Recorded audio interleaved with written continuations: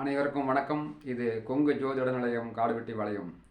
பொதுவாக ஒரு கிரகம் நீசம் அடைந்துவிட்டால் அது நல்ல பலனை தராது, அது தன்னுடைய வலிமையை இழந்துவிடும் என்று சொன்னாலும் திக்பலம் பெற்ற கிரகங்கள் வலிமையை இழக்காது.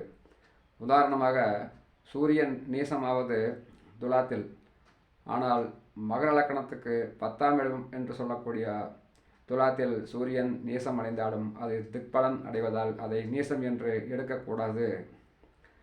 அடுத்து சந்திரன் நீசம் அடைவது விருச்சிகத்தில், ஆனால் சிம்மலக்கணத்துக்கு 4ஆம் வீட்டில் சந்திரன் திக்பலம் அடைவதால் சிம்மலக்கணத்தை பொறுத்த வரைக்கும் சந்திரன் நீசம் என்று எடுக்கக்கூடாது. அடுத்து புதன் நீசம் அடைவது மீனத்தில், ஆனால் லக்கணம் மீனமாகவே இருந்தால் லக்கணத்திலே புதன் திக்பலம் அடைந்து விடுவார். அதனால் மீன லக்கணத்துக்கு புதனை நீசம் என்று எடுக்கக்கூடாது.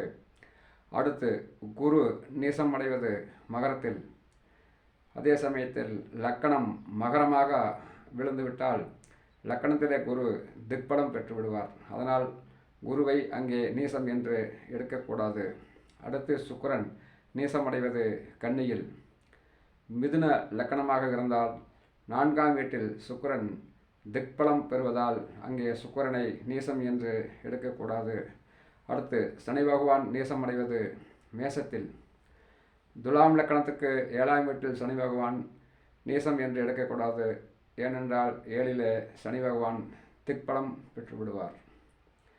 இப்படி ஒரு கிரகம் நீசம் அடைந்தாலும் லக்கணத்திற்கு அது திக்பலமாக இருக்கும் பட்சத்தில் அது நீசம் அடையாது. நன்றி, வணக்கம்.